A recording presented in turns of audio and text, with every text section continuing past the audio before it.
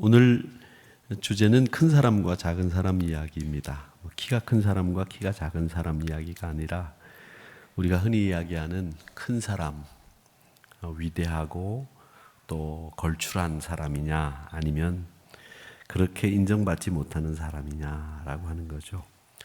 여러분, 제가 늘 말씀드리지만 키는 키를 재는 기준이 두 군데가 있습니다. 하나는 땅에서부터 재는 키가 있는데 그 키는 여러분들이 다 알고 계시리라고 생각되는데 하늘에서부터 재는 키가 있습니다. 그 키가 여러분 크기 때문에 땅에서부터 재는 키 가지고 너무 상심하지 마시고 늘 자신감 있게 살아가시기를 바랍니다. 저도 땅에서 재는 키는 그렇게 큰 편은 아닙니다만은 하늘에서 재는 키는 작지 않으리라 이렇게 생각을 하고 있지만 그것도 제 생각이죠 뭐. 바다에서 가장 덩치가 큰 동물이 뭔지 아십니까? 넌센스 퀴즈인데 새우입니다. 새우. 그 큰 바다도 좁아서 몸을 구부리고 있으니까 바다에서 가장 큰 덩치는 새우다 이렇게 말도 안 되는 이 아재 개그를 제가 왜 하느냐 하면 큰 것과 작은 것을 이야기하기 때문에 그렇습니다. 큰 자라고 하는 얘기입니다. 누가복음 9장 48절에 보면 너희 모든 사람 중에 가장 작은 그가 큰 자니라. 운동에도 아주 중요한 철칙이 하나 있죠. 어떤 운동이든지 철칙이 하나 있습니다. 저는 수영도 하고 테니스도 하고 야구도 어릴 때는 해봤고요. 또 골프도 해보고 여러 가지 다 운동을 해보는데 가장 중요한 철칙은 뭐냐면 어떤 운동이든지 자세가 높으면 안 됩니다. 이건 신앙생활에서도 마찬가지입니다. 힘이 들어가거나 자세가 높으면 어떤 운동도 안 됩니다.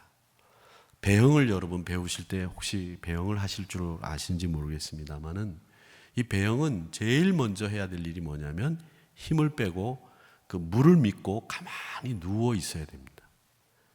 그러면 우리 몸이 자연스럽게 물 위에 뜹니다. 그런데 빠질까 봐 겁이 나서 허부적대다가 물 먹고 수영도 못 배우는 일이 생깁니다. 그 배영은 제일 먼저 힘을 빼고 물을 믿으면 몸이 뜹니다. 이렇게 힘을 빼고 자세를 낮추고 또 겸손하게 운동을 할 수 있는 이런 것과 똑같은 게 신앙생활입니다. 오늘 46절 말씀에 보면 제자 중에 누가 크냐라는 변론이 일어났다고 했는데 이 변론이 일어난 시기가 중요합니다. 시기가 왜 중요하냐? 지금 예수님은 순환예고를 2번이나 하시고 예루살렘을 향해서 가시기로, 즉 십자가를 지시기로 결정하셨어요. 그러니까 그 십자가의 길이 이제 내 앞에 고난과 죽음이라고 하는 것이 다가오는 그 시점에 그걸 온통 머릿속에 생각하고 기도하고 계시는 그 제자 앞에, 주님 앞에서 제자들이 뭐라고 얘기하느냐? 네가 크냐 내가 크냐? 네가 요직을 맡을 거냐 내가 요직을 맡을 거냐? 이런 이야기를 하면서 변론만 하는 모양새를 취했다라는 얘기죠. 그 시기가 주님은 예루살렘을 향해서 인류를 구원하시기 위해 십자가 지셔야 된다고 하는 결정을 한 그 마당에 제자들은 그거는 안중에 없고 오직 자기들의 자리 다툼, 누가 크냐라고 하는 인정받기를 원하는 이런 말들만 하고 있었다라는 거죠. 또 하나는 저는 이 변론이라고 하는 단어를 주목해서 봤습니다. 변론이라고 하는 말은 자기가 한 행동이나 말에 대해서 변호하고 합리적이고 당위성이 있다는 것을 설명하는 것을 변론이라고 합니다.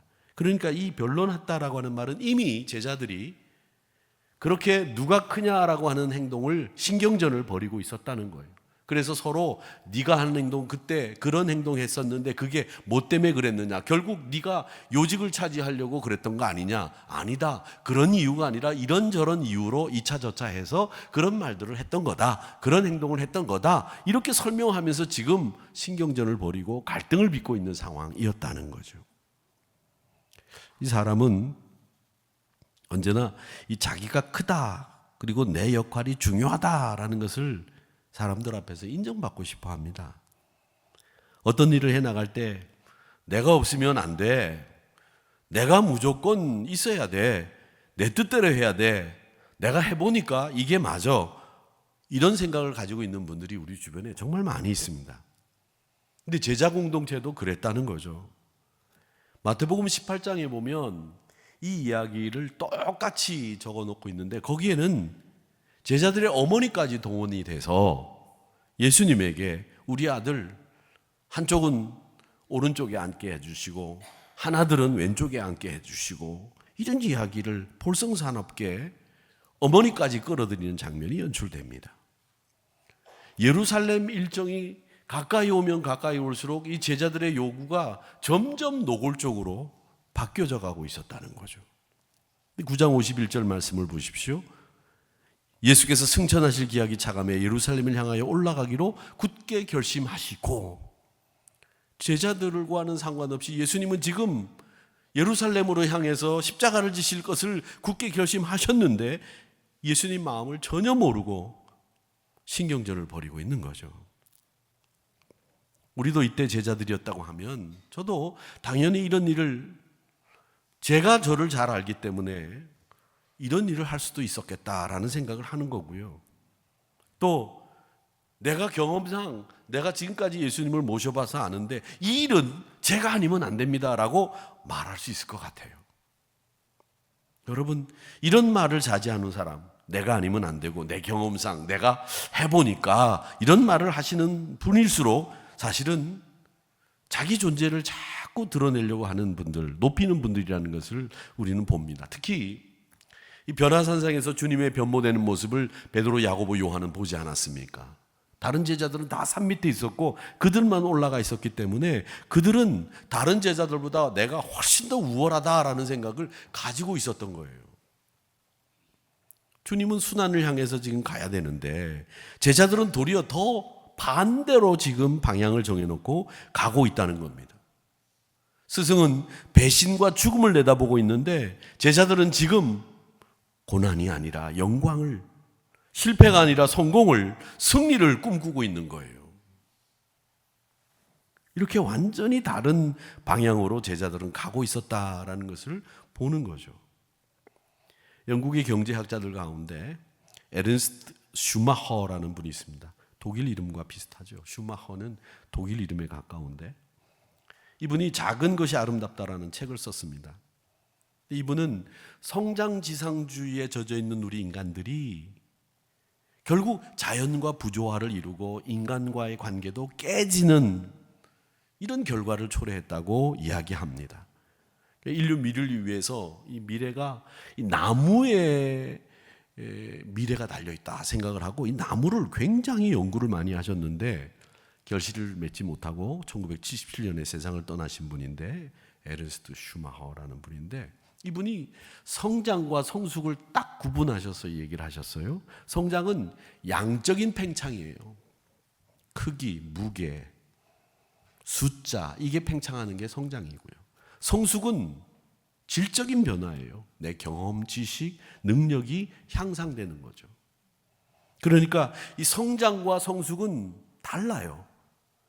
성장이라고 하는 것은 사실은 양적인 팽창이고 성숙은 질적인 변화인데 이 양적인 팽창과 질적인 변화를 어떤 것을 취할 거냐라고 했을 때 저는 두 개 다 우리가 취해야 돼요. 예를 들어서 성장, 양적인 팽창 없이 성숙해지기만 하면 뭐합니까? 이게 다 조화를 이루어야 되죠.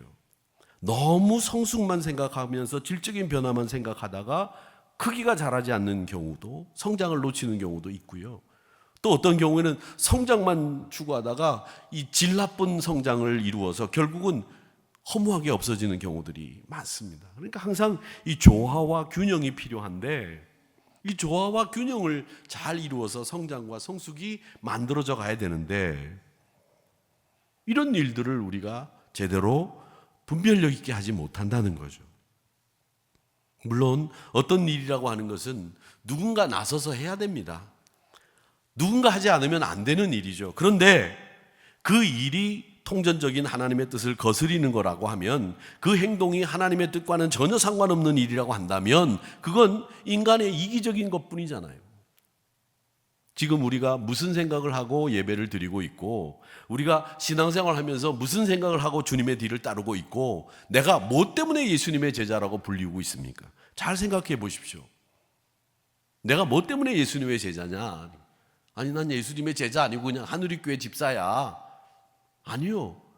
하늘의교회 직분을 받기 이전에 여러분은 예수님의 제자입니다. 예수님 따라하기로 작정하신 분들이에요.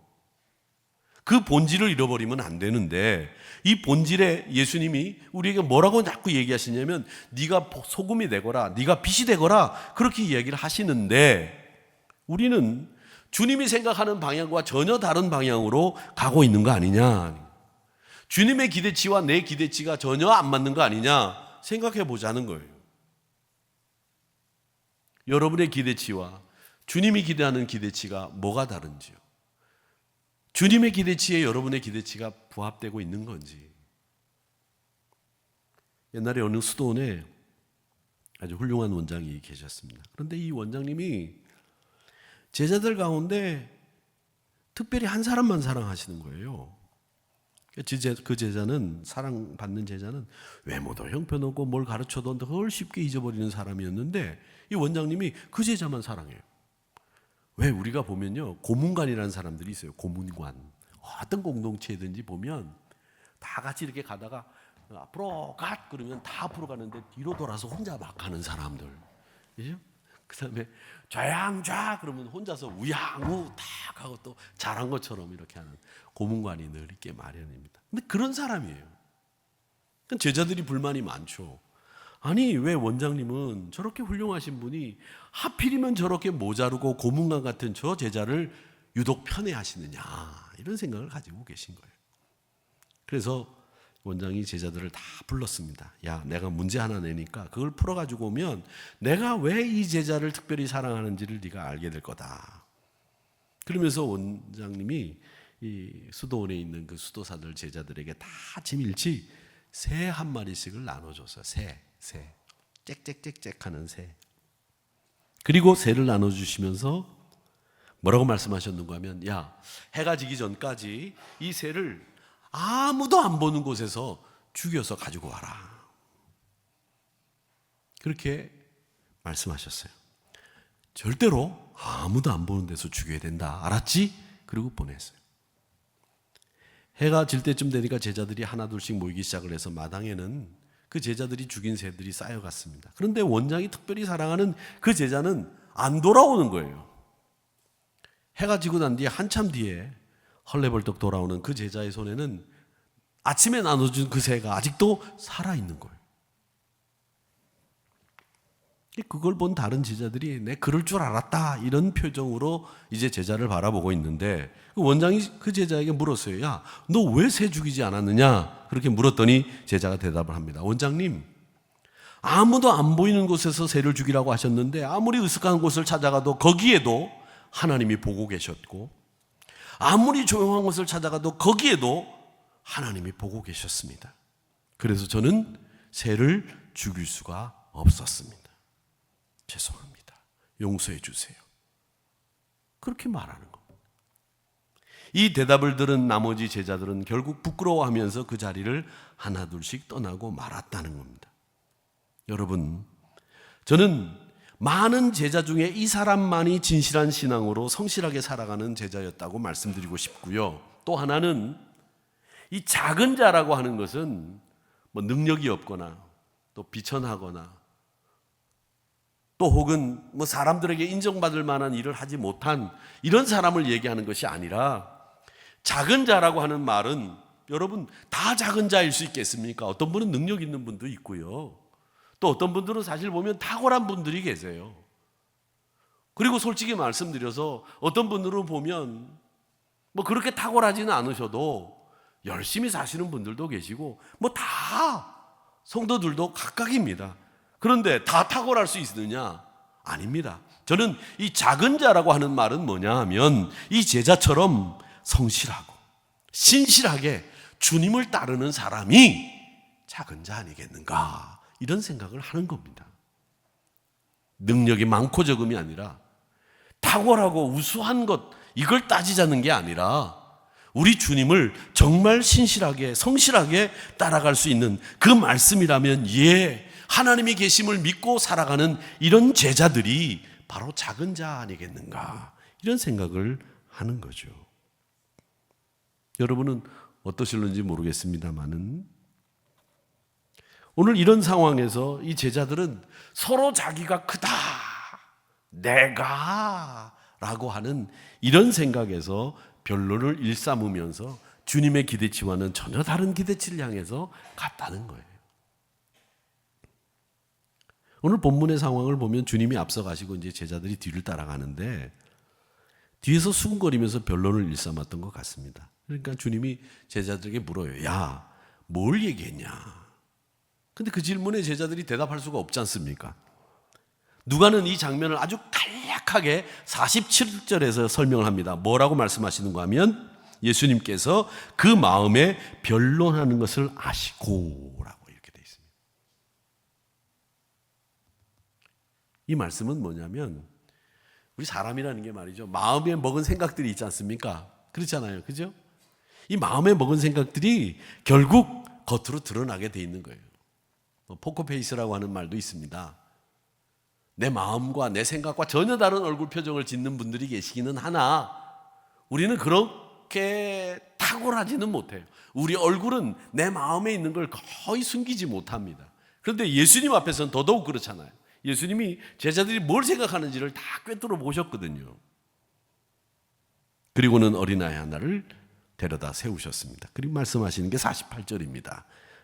누구든지 내 이름으로 이런 어린아이를 영접하면 곧 나를 영접하며 또 누구든지 나를 영접하면 곧 나를 보내신 이를 영접함이라. 너희 모든 사람 중에 가장 작은 그가 큰 자다. 이건 제자들이 누구에게서도 들어본 적이 없는 가르침이었습니다. 작은 자를 너희들이 배워야만 큰 자가 될 수 있다는 거죠. 별 볼 일 없는 아이를 하나 데려다가 그 아이를 영접하고 섬기고 도울 때 하나님 보시기에 큰 자가 된다는 얘기죠. 요즘은 어린아이들이 그 가정의 중심이 된 것이 당연하다고 생각을 합니다. 그래서 저는 항상 목사로서 이 가정이라고 하는 것은 하나님이 만드신 기관인데 그 가정에 부부가 중심이 돼야 됩니다, 이렇게 가르치는데 가정은 부부 중심이죠. 가정의 핵심이 부부예요. 어린아이 자식이 아닙니다. 그런데 요즘은 이 어린아이들의 위상이 너무 높아져 있고 높아져 있는 게 위상이 높아진 게 아니라 어쩔 줄 몰라 하니까 말이죠. 애들이라면 말이죠, 막 그냥 온 세상에 있는 게 다. 요즘은 그래서 교회를 선정하는 데 있어서도 부모가 교회를 선정하는 게 아니라 아이들이 다니는 교회에 부모가 간다 그러죠. 그래서 이 다음 세대를 위한 시설이 잘된 교회가 부흥한다라는 얘기들을 합니다. 아이들의 위상이 그만큼 높아진 거죠. 그런데 예수님 당시에는 그렇지 않았습니다. 아이들은 그저 별 수 없는 아이들이었어요. 그런데 지금은 그렇지 않지만 예수님 당시에는 그 어린아이들이 인정받지 못하는 세대였어요. 지금은 어린아이들이 아닌 다른 사람들이 인정받지 못하는 계층들이 또 생기는 거예요. 어느 시대나.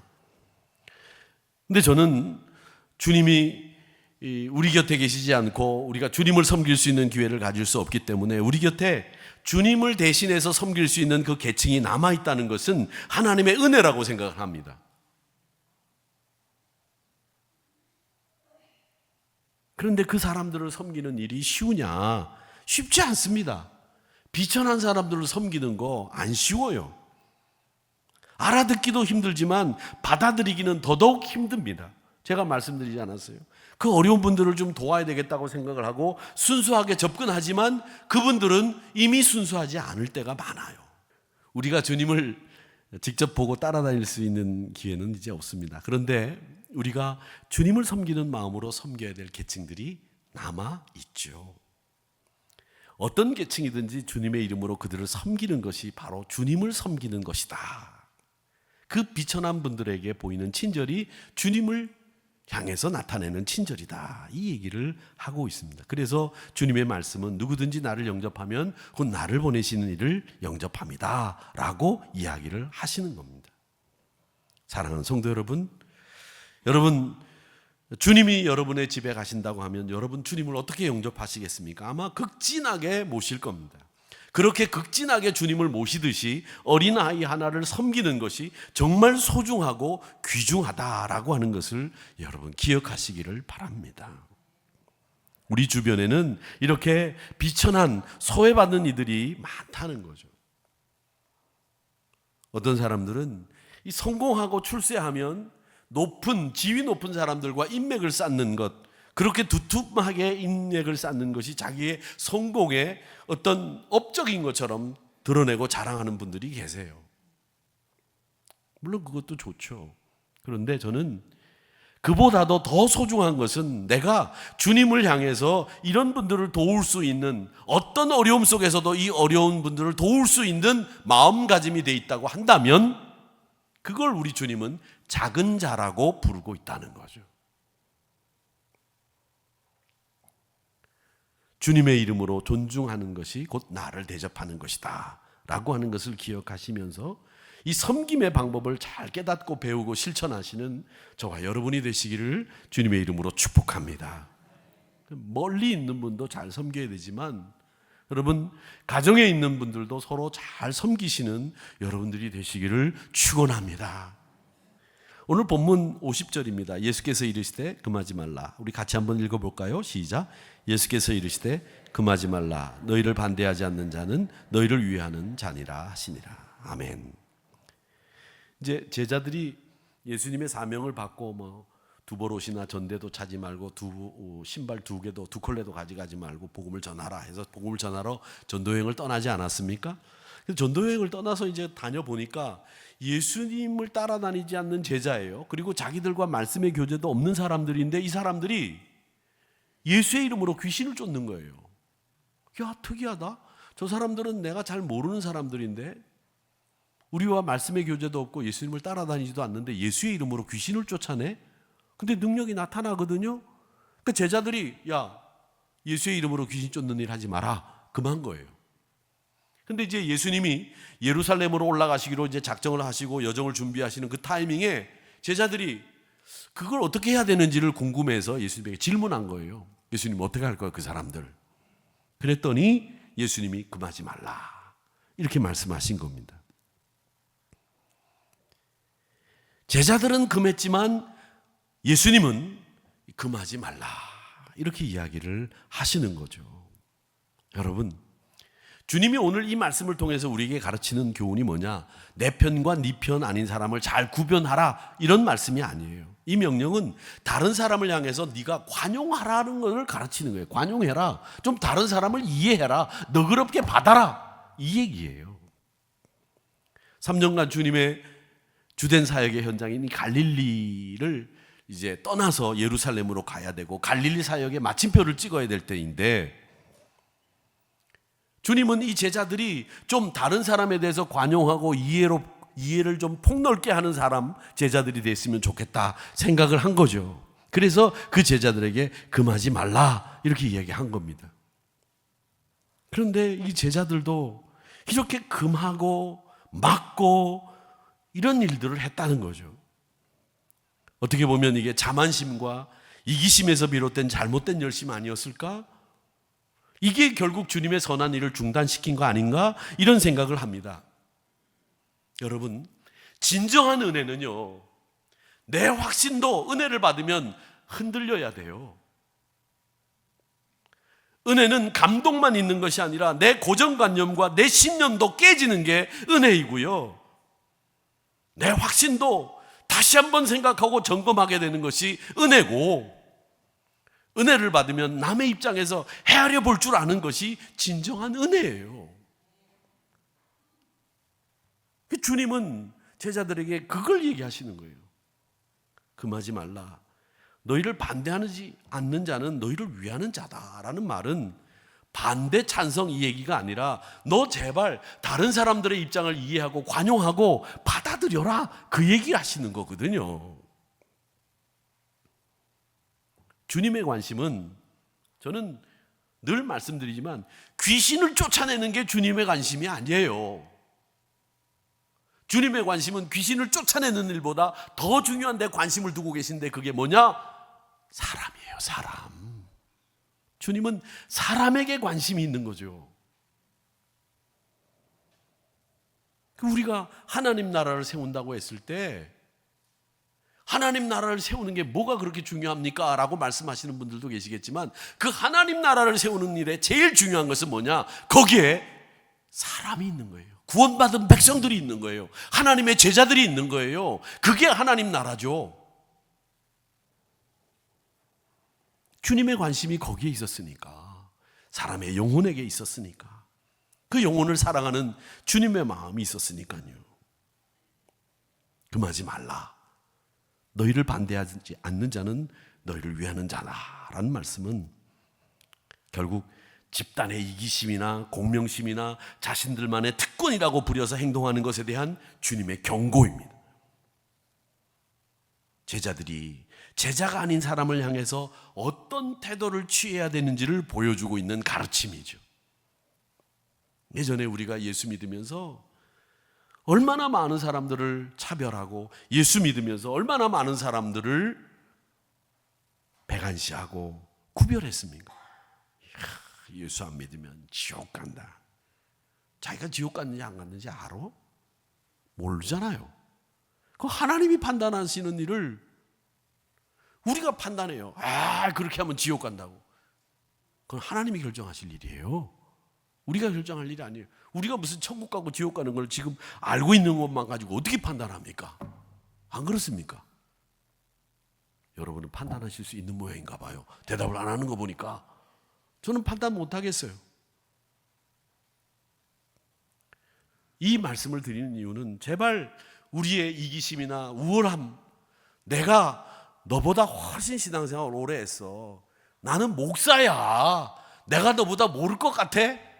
신앙생활은 그렇게 자세하고 자기 드러내고 공명심으로 공치사하고 이런 사람 돼서는 안 된다고 하는 것을 오늘 이 말씀은 우리에게 가르치고 있는 겁니다. 나중에 보면 제자들이 사마리아에 가서 복음을 전하려고 하니까 사마리아 사람들이 거절해요. 그러니까 제자들이 지금 뭐라고 얘기합니까? 우리의 아들 큰 야고보는 뭐라고 얘기하느냐면 말이죠, 다른 복음서에 보면 예수님, 저 녀석들이, 요즘 말로 얘기하면 죄송합니다, 저놈들이 말이에요, 복음을 전하려고 하는데 거절하네요. 그냥 하늘에서 불을 내려가지고 한꺼번에 태워버리죠. 이 큰 야고보가 그렇게 얘기했어요. 그게 얼마나 무서운 말이에요.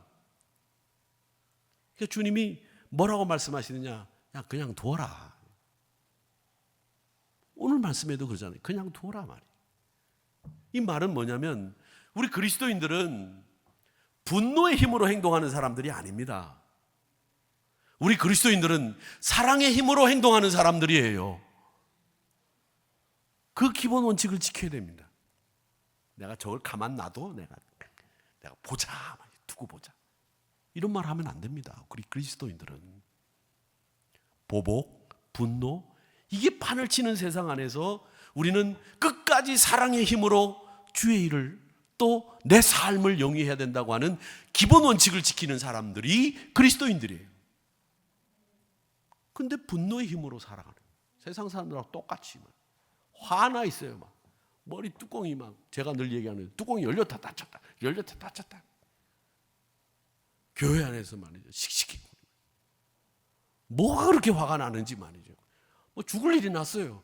저는 제가 볼 때 죽을 일이 난 것은 이 복음의 말씀이, 이 진리의 말씀이 누가 위배되거나 이러면 이건 죽을 일이 났지만, 아니면